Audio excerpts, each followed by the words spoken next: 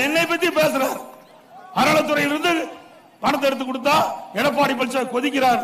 அறநிலையத்திலிருந்து நீங்க எடுத்து கொடுக்கணும் வேண்டாம்னு சொல்ல, ஆனா அதனால மாணவர் பாதிக்கப்பட்டுருவாங்க. மாணவருக்கு தேவையான திட்டத்தை முழுமையான நிதி அறநிலையத்திலிருந்து கிடைக்காது. ஏன்னா கல்லூரி வளர வளர கட்டணம் தேவை, அதுக்கு பல பிரிவுகள் புதுசு புதுசா உருவாக்க வேணும். அரசாங்க கல்லூரியா இருந்தா அனைத்து கிடைக்கும், ஆனா அறநிலையத்துறையில் இருந்தா நிதிகள் பெறுவது சிரமம், மாணவர்கள் பாதிக்கப்பட்டு மாணவர்கள் பாதிக்க கூடாது என்பதற்குத்தான் இதை நாங்க சுட்டி காட்டினேன். ஏன்னா ஏற்கனவே இன்னைக்கு பல்கலைக்கழகத்தில் இருந்த உறுப்பு கல்லூரியில் இருக்கிற மாணவர்கள் பாதிக்கப்பட்டான்னு சொல்லிதான் அரசு கலைக்கல்லூரி ஆக்கணும். அதே மாதிரி கூட்டுறவு சர்க்கரை ஆலையில் இருக்கிற பாலிடெக்னிக் எல்லாம் பாதிக்கப்படான்னு சொல்லிதான் அதை அரசு பாலிடெக்னிக் கல்லூரி ஆக்கணும்.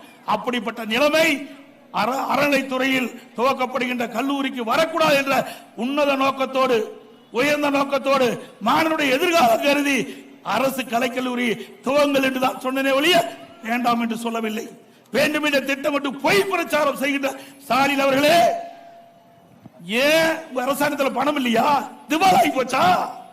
அரசாங்கத்திலிருந்து பணம் கொடுக்க பணம் இல்லையா? ஏன் அப்பாவுக்கு கடல்ல போய் பேரா வைக்கிறதுக்கு 82 கோடி இருக்குது. மகன் திரு உதயநிதி ஸ்டாலின் கார் பந்தயம் நடத்துறதுக்கு 42 கோடி இருக்குது. அரசாங்கத்தை பணத்தில் எடுத்து ஊதாரித்தனமா செலவு பண்றதுக்கு பணம் இருக்குது. மாணவர்கள் கல்வி கற்பதற்கு அரசின் சார்பா கலைக்கல்லூரி கட்டும் சொன்னா நீங்க தவறா நினைக்கிறீங்க? சொல்லுங்க பார்க்கலாம். வேண்டுமென்ற திட்டமிட்டு தவறான அவதூறான செய்தி பரப்பிட்டு இது கடு கண்டனத்துக்குரியது. மாணவருடைய எதிர்காலம் கருதி அவர்கள் மேலும் மேலும் உயர்ந்த நிலைக்கு வர வேண்டும். அந்த அடிப்படையில் தான் அரசு கலைக்கல்லூரி வேண்டும் என்று நாங்கள் கோரிக்கை வைத்தோமே ஒழிய உங்களை போல ஏமாற்றுகின்ற கட்சி அதிமுக கட்சி இல்ல. மாணவர்கள் மீது அக்கறை கொண்ட கட்சி அதிமுக கட்சி.